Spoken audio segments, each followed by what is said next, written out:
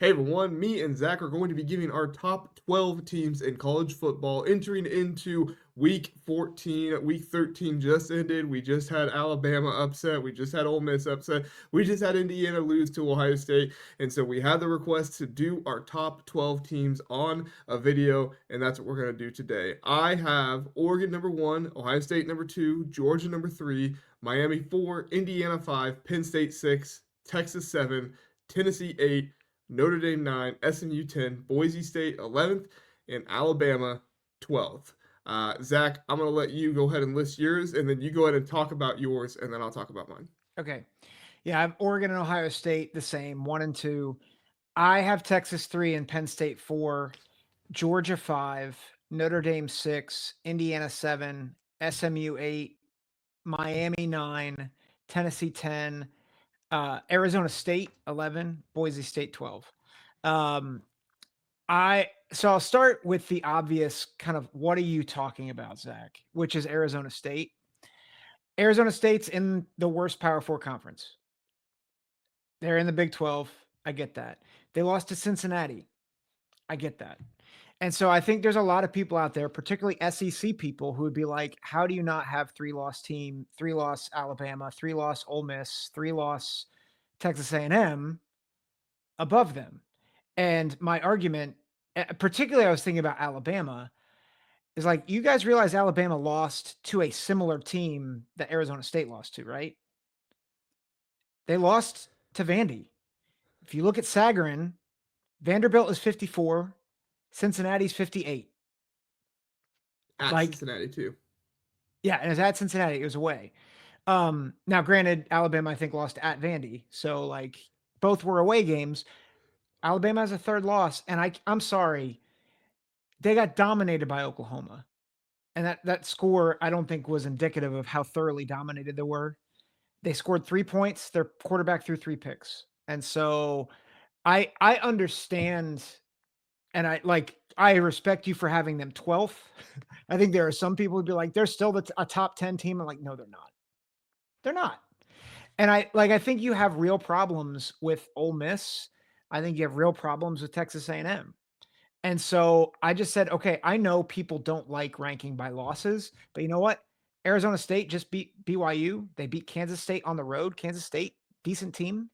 They're 13th in Sagarin, by the way. So, like, pretty good win on the road for them. They just beat BYU.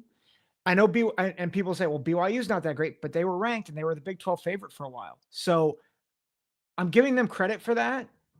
And I think they deserve more credit than they're getting. So I've got them 11th. Tennessee, I have it 10th because while I think I think a lot of people say, well, they have good wins, they have a good resume. Again, according to Sagarin, they're 1-1 in top 10 games. Their one win being Alabama.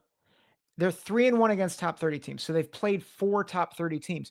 You know, their strength of schedule is 57th. The almighty SEC, they're 57th. Mm-hmm. They have 2 losses.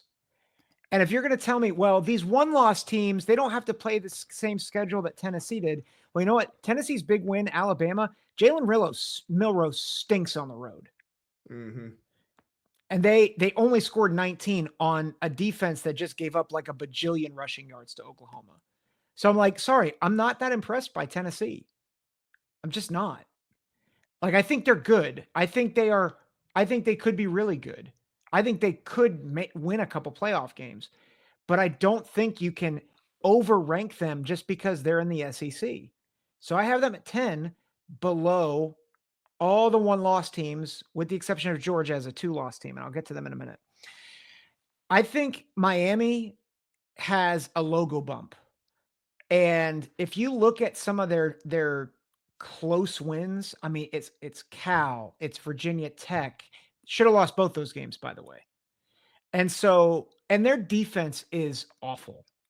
And so I'm dinging them for that. And that's why, like, SMU, very quietly, I think, is making the case for being the best team in the ACC. SMU has a better profile. They're actually ranked 11th in Sagarin. They have the 59th ranked schedule, which is just slightly better than Miami's.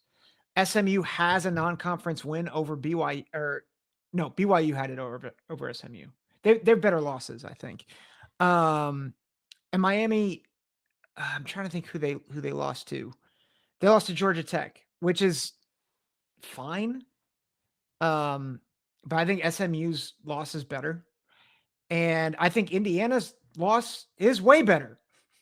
Like, neither Miami or SMU have a loss to maybe the best team in the country.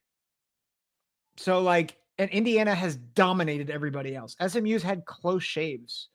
They had a close shave, like, and not just one but multiple close shaves. Indiana has had one close loss to a decent Michigan team. You know, they're ranked 29th in Sagarin. They have a good roster. I know they've haven't been great, but I think Michigan's been they've struggled partly because of the attrition, partly because of their schedule. But I think Indiana, they have a close win there, and they have a loss to Ohio State, and they've dominated everybody else. And no one wants to say this, but like they have a dominating win over a top 40 Nebraska team. They have a dominating win over over Washington, who I know people say, well, Washington is not that great, but they beat them with their backup quarterback. Like I'm sorry, like you have to give them credit for blowing like blowing teams out. And so Indiana has the best loss. They've dominated a bunch of people, so I have them at 7. Speaking of dominating, Notre Dame, I have at 6. I think you could make a case for them at 5, but their schedule's not great. But the win at Texas A&M, despite that it was with a different quarterback, I think still is impressive. And I think you can overlook the group of 5 loss because of how they have looked since then. Like, I think you can really say, okay, Northern Illinois was a blip. It was a bad blip, but it was a blip. Georgia, I think you have to give credence to their schedule. Ranked 4th in the country, according to Sagarin. They've played 6 top 30 teams. They're 4-2. They're 2-2 against the top 10. You know, beat up on Texas. I give them a pass, a slight pass. And I think their ceiling is is maybe the best team in the country. I think similar to Ohio State, I don't think we've seen their ceiling yet. I don't know if we'll get there though, because Carson Beck has to be better for them to get there, and he has not been good. And then the top 4, I really thought about putting Penn State ahead of Texas, but at the end of the day, I was like, man, Texas lost to Georgia. They've had to play musical quarterback a little bit. I think I trust their quarterback situation, even with Arch Manning, just a hair more than Drew Aller, and so I just gave them the nod there. But very similar resumes. Like, both teams have a quality loss and not many big time wins. In fact, I could really talk myself into Penn State being above them because they have the win over Illinois.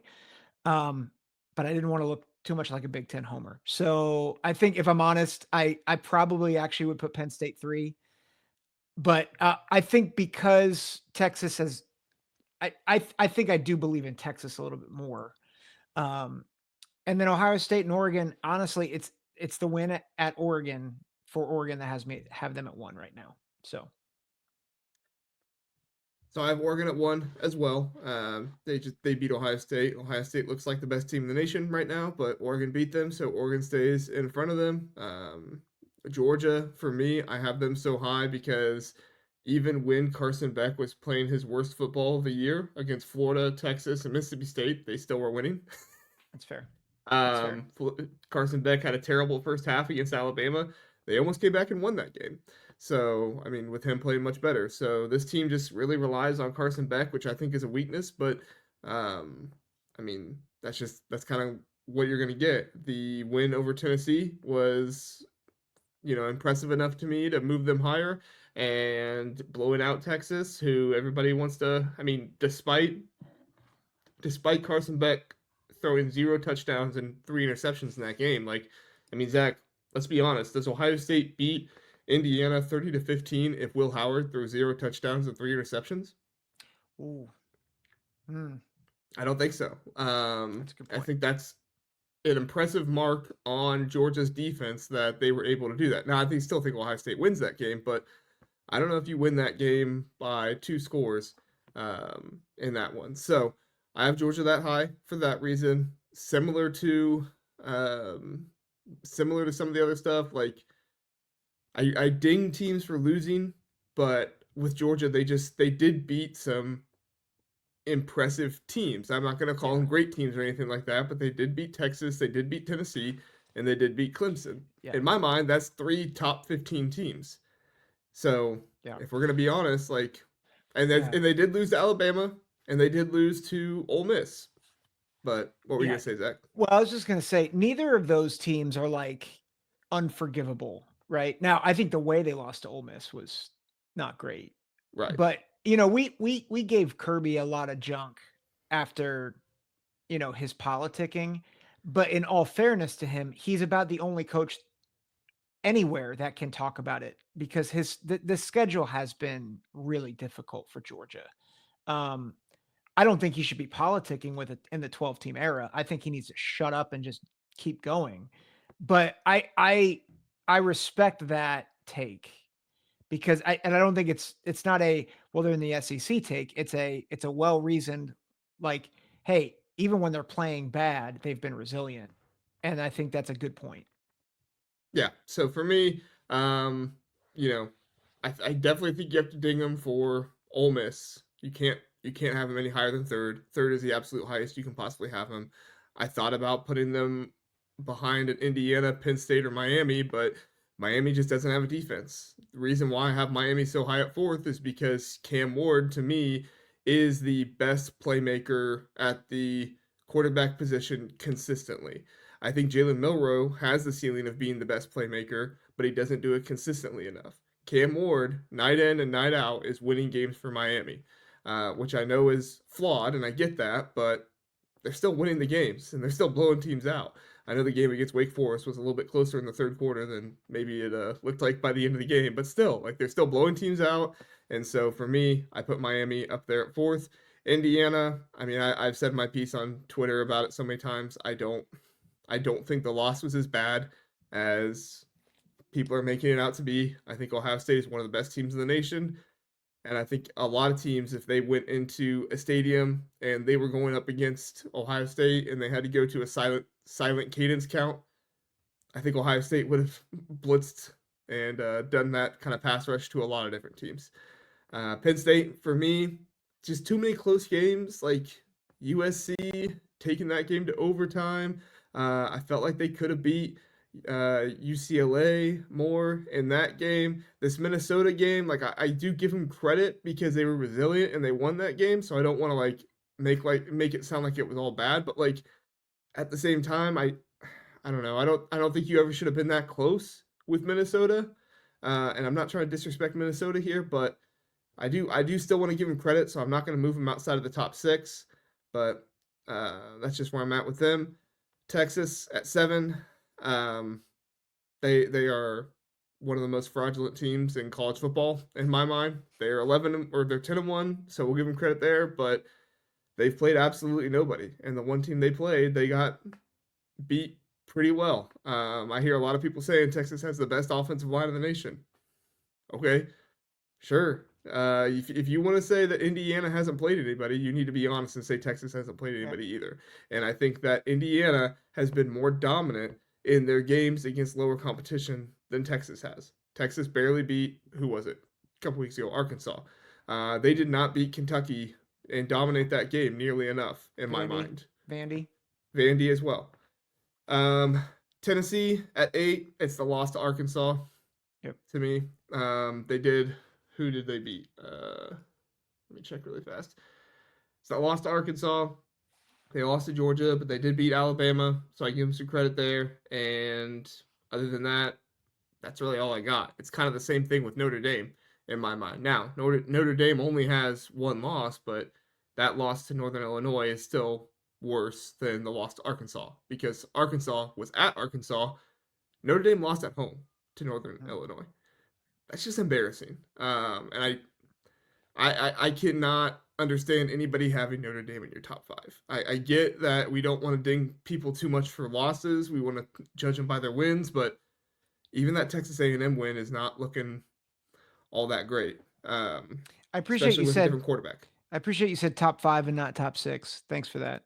That's I can understand them at six. Like looking at yours, like I can understand them at six. I can't yeah. get there with top five. SMU 10th. SMU. I mean they've been a solid team all season long. The loss to BYU is kind of looking a little bit worse here lately, just because BYU doesn't look quite as good as they once did. Boise State, they went to the wire with Oregon. Honestly, it was kind of similar to Indiana with the special teams, like two special team scores for Oregon in that game was, I mean, it really was like people want to say, oh, the reason Indiana lost to Ohio State was special teams. It was a reason, but I wouldn't say it was the main reason. Special teams was the main reason why Boise State lost to Oregon Yep. in that game. And they've been dominant for the most part every other time, and I think they have the best running back in the country on their team. And then Alabama, I have at 12th purely because the best of Alabama, I truly do think is a top three team in the nation. If you see the best of Alabama, best defense, best quarterback play, best wide receiver play, they are top three. Their issue is they are not consistent. Jalen Milroe, if he does not show up, they cannot win. It's the antithesis of what I said of Georgia. Georgia can win in spite of Carson Beck not looking great. Alabama cannot. Jalen Milroe has to look great, and they're not good enough everywhere else to win, even if he's not. So, Zach, where would you like to start? Well, I want to start there actually cuz I think so this is my frustration and maybe you can bring me through this a little bit more cuz I hear what you're saying that the potential of Alabama at their best is a top 3 team. And I really agree with you. But at what point do we say, okay, when you're at your best, like you're great, but also like you sucked, like legitimately, like I don't think people realize just how bad the loss is to Oklahoma. Like not just optics, but like they were thoroughly dominated. And so people saying, well, they deserve a shot to be in the 12. I'm like, why? And so I help me kind of like where are you at on that? Because I hear a I'll lot of say people say that. first thing, I don't have them in the college football playoffs right now, just because Right. of Yeah, 12, yeah, yeah. because my Big 12 champ is not in my top 12. So whoever wins that conference would be in. Alabama would be the first team out. And that really, Oklahoma does do that to me, that they are the Mhm. first one out. Um, Jalen Milroe on the road, I think, going on the road in college football is hard, especially when the stadium is rocking and in a hard place to play, which I think Oklahoma was a hard place. Give credit to those fans, Yep. but at the same time, like you're right, Jalen Milroe, one, has to be better than 11 for 26 with 3 interceptions. Two, if you're Alabama, you should be good enough to overcome that and at least make the game competitive and not be, just thoroughly dominated. And that's why I have them right outside the playoffs, is because you can't have a loss like that to Oklahoma. The reason why I have them above teams like Ole Miss, Arizona State, and stuff like that is because of the high end of what we've seen Yeah. of Alabama. We have not seen that high end of Arizona State where they take over a game, and I don't think anybody in the country can beat them. You Yeah. know, That's fair. I felt like against Georgia, at least in the first half, not as much in the second half, but at least in the first half, I felt like that was the best team in the country and nobody was going to beat them. I saw that with my own two eyes. Yeah. Now, it dissipated. So, again, I'm not going to put them in the playoffs, but that high end ceiling of it all makes me think if this team plays to the best of their ability, they could be the best team in all of college football. But they're Yeah. not. That's why I have them 12th. Yeah. Could you imagine if Bama actually makes it in as the 12 seed? Everyone's been That would talking be about crazy. everybody's been talking about the 5 seed's the best the best seed in the playoff is like maybe not. Then they see Jalen Milroe at full strength. Yeah. Oh my. Which I don't I yeah, shouldn't say I full don't strength. He's not injured. He just doesn't know yeah. when to play well Although I mean, sometimes. could you imagine if it's Bama at either Ohio State or at Autzen? That's true. And That would be pretty. yeah. Real quick, Deontay Lawson, Alabama linebacker, is going to miss the remainder of the season after suffering a significant leg injury against Oh, Oklahoma. So I that didn't just see popped that. up. That sucks. Yeah, that's a bummer. Feel bad for him. Um, no, and I'm not. Yeah, I'm not trying to criticize your thought. It's more like help me understand because I feel like I keep hearing that argument, and I'm like, and I don't just hear it with Bama. I hear it with Ole Miss. I hear it with Yeah, um Ole Miss. Ole Miss. The reason why I don't have Ole Miss 12th is because Ole Miss padded all of their stats against their non-conference and against bad SEC teams. Like when I look at Ole Miss and what they did, let me pull up my stats really fast. Um, they are one of the best, one of the top 10 teams in terms of how they've played. Well, the teams that they played their best against: Furman, Middle Tennessee, Georgia Southern, Wake Forest, Georgia. Those were their 5 best games. Now, it just so happens Georgia was 5th, so, that gets them the win. But their worst games were against Florida, LSU, and Kentucky, where they lost. yeah, So, and they're not great losses either. Like right, like the LSU loss does not look nearly as good as, I shouldn't even say it looked good, not nearly as not bad as it did before. The Florida loss, we already debunked the DJ Lagway stuff. I am losing respect by the day for sports media personalities who want to say Florida is a top 25 team with DJ Lagway. I just like anyway, we don't need to nope, get into it again. nope. But and then Kentucky, like, yes, Kentucky did have a good defense that game, but if you're a playoff contender, you can't let Kentucky put up 20 points on you, you know? Yeah. So, It's interesting because I think and I was again, Sagarin's not everything, but it's interesting to me how a lot of these teams are rated similarly, but we often don't give credit to the Big Ten like underlings, right? Or the mid-tier I teams. had Illinois And close to my top 12. I yeah, considered them. well, but here's my point. Like, so a lot of people are getting credit for beating Florida right now, and they're 20th in Sagarin. So, like, according to Sagarin, they're a top 25 team. Um, you know who's right above them is Iowa at 19th. Nobody's getting credit for beating Iowa, Yeah. which I'm not saying that Minnesota, we should, but sorry, go ahead. where is Minnesota at? Minnesota is 35th. Okay. Southern Cal is 27th. Michigan is 29th. Okay, so it was not my only indicator, but I utilized PFF's like overall grade for each team, which by the way, the number 1 team in the nation on here is Indiana, which makes sense because of how Mm. they've blown out so many teams. But their number 18 team is Minnesota. Their number 19 team is Tennessee. So according to PFF Yeah. Premium, like the PFF team grades, Minnesota has played better this season than Tennessee. Now, that doesn't mean they're the better team. That just means they take no strength of schedule into consideration, nothing like Yeah. that. They just say purely on the field, how did you play? They say Minnesota has played better this season than Tennessee, Yeah.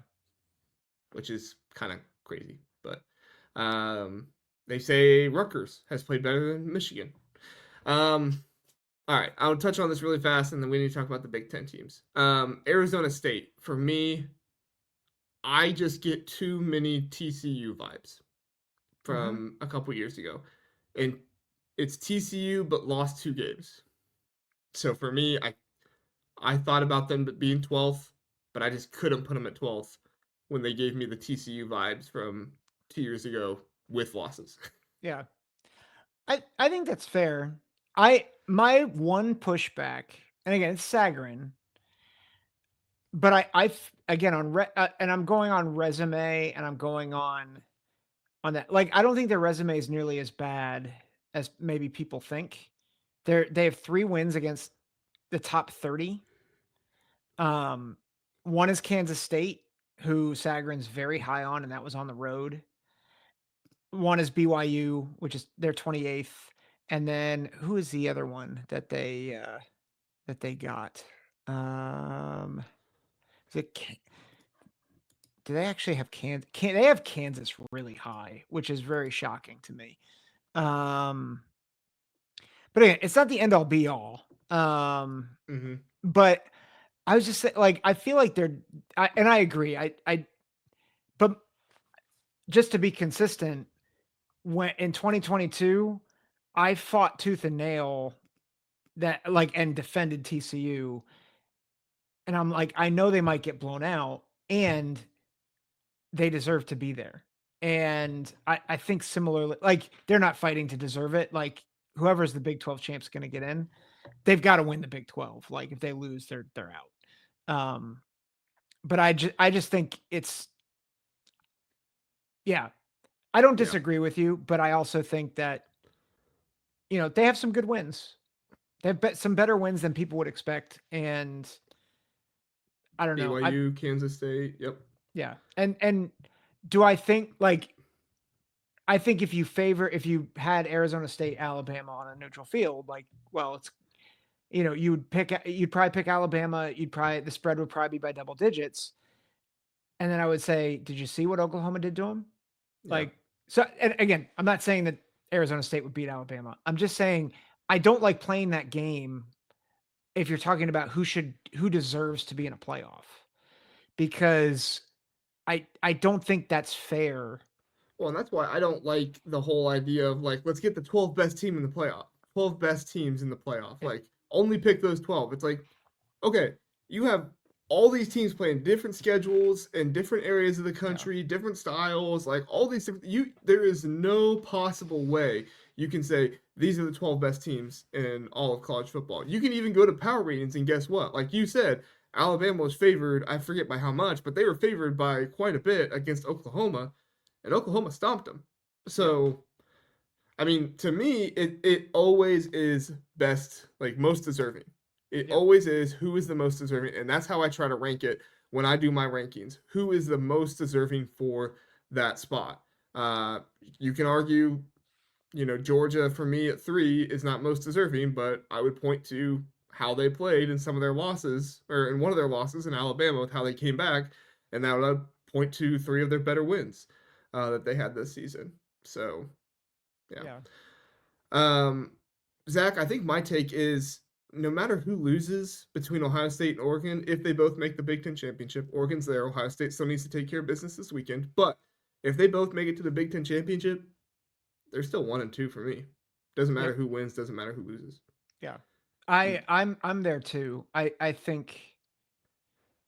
think those both those teams have been both the best and I think the most consistent.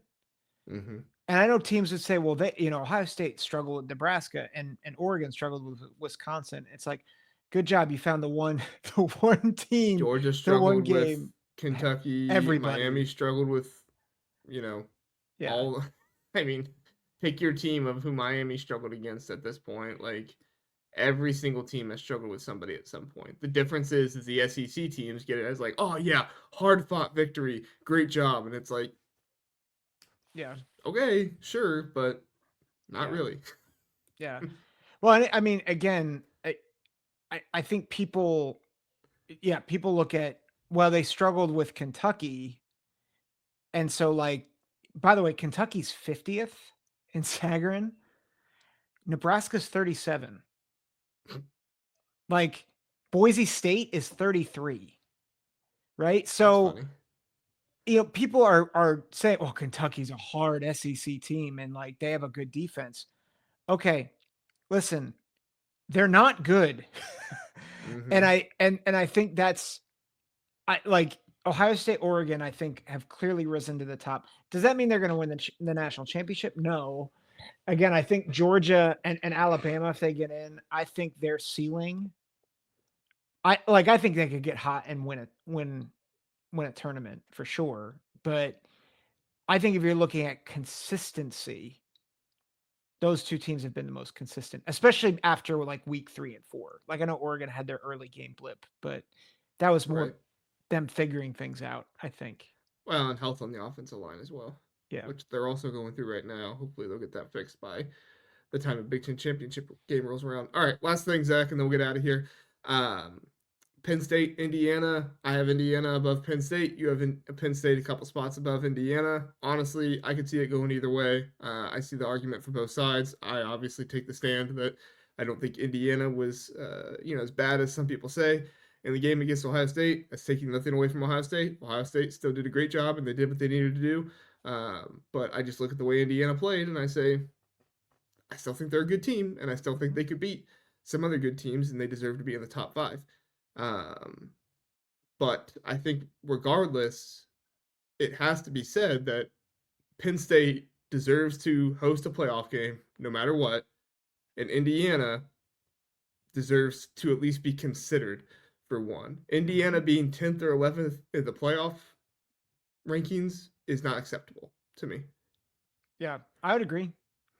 I find it ironic you living in Indiana and me living in Pennsylvania. It's like, maybe we just favored our home state so that our audiences wouldn't get mad at us. I But no, remember when you it's propped up Penn State like crazy after that Kent State win. John Jacobs is now grinning from ear to ear. Kent State's 0-11 right now, and I think they're going over 12. Listen, I've been consistent in that though. Like like that defensive line's nasty. It's been nasty, and I'd put them up against almost anybody in the country, Yeah. and that includes, Oregon, Ohio State, Georgia, like that D line. Anyway, yeah, I think I'm of the opinion that Penn State has clinched a home playoff game with barring the catastrophe that would be an upset loss to Maryland. Oh, don't even speak that into Yeah, existence. I'm not. Well, if they do, I will be doubly angry. One, because Penn State may not even make the playoff at that point, but then two, because it means Mike Locksley keeps his job. Oh And yeah, like that's true. that's just doubly disappointing. But yeah, I agree. Like as I was comparing Indiana and their resumes to other teams, I'm like, there is not a strong argument to have them below a lot of these teams. Like I think you can make like I think you make a good point about Notre Dame. I have Notre Dame ahead of Indiana, but I think you can make a case, you know, for Indiana above them. I think you can make a case for Indiana certainly above Miami and certainly above SMU and certainly above Penn State. I think Penn State has the best win with Illinois. And I think you can have a case for Indiana against Texas over Texas. So I'm not sure. Again, I think the biggest knock right now against Indiana is their logo, and that's a Yeah. shame because people are the Ohio State game was weird because on one hand I felt like Ohio State really could have run it up, but you've got to give Indiana credit for stopping them in the red zone. Like Ohio State's one of Twice. the best. They were going into that game the best red zone offense in the country, and they stopped them twice, once on downs and once on a turnover, and especially the interception that was certainly influenced by the defense of Indiana. And so I I thought I thought both things were true. I thought Ohio State was starting to round into form. I also thought, and I think you said this, we said this last night. I'm not sure anybody besides peak Georgia, peak Alabama, and Oregon. Like, I think those are the only teams that get out of Columbus, you know, with either a close loss or a win on Saturday. Like, I Yeah. think those are the only. I think everybody else is getting blown out too. And so anybody is saying, well, Indiana would get blown out by Ole Miss. Shut up. Like, it's stupid, bad analysis. And the reality is, Indiana, they held on. It could have been 7-7 going into half. And I still think Ohio State would have turned it on, but I think they would have turned it on against everybody. Yeah, the reality is Indiana did things well enough in certain areas of that game where you could have seen them be competitive if it wasn't for the home field advantage of Ohio State. Again, that's not taking anything away from Ohio State. Ohio State had the opportunities, they capitalized. I think that speaks a lot about Ohio State as a contender and doing what they had to do to win the game. But I also think it says something about Indiana that they outrushed Ohio State by sack adjusted rushing yards. They stopped Ohio State twice in the red zone. First two trips to the red, or no, was it first two trips?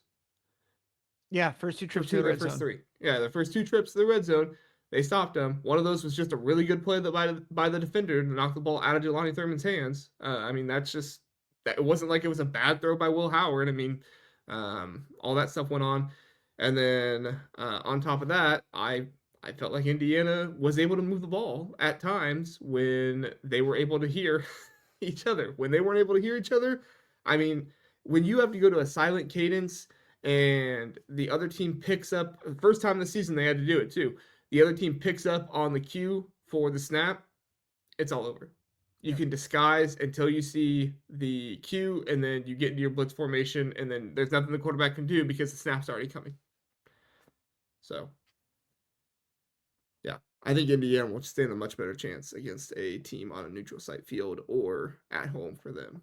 So, Yep. we'll see. We'll see if they get a home game. Yeah. All right, that's it. Thanks for coming on, Zach. Appreciate it. Thank you for watching. Let us know in the comments what you think. If you have a different opinion, we would like to hear it. If you're just going to say you're stupid and yada, yada, yada, I will not respond. But if you have something intelligent to say and you want to converse about it, typically I will respond if I see it. So thank you so much for watching, everybody. We appreciate it. Have a good one.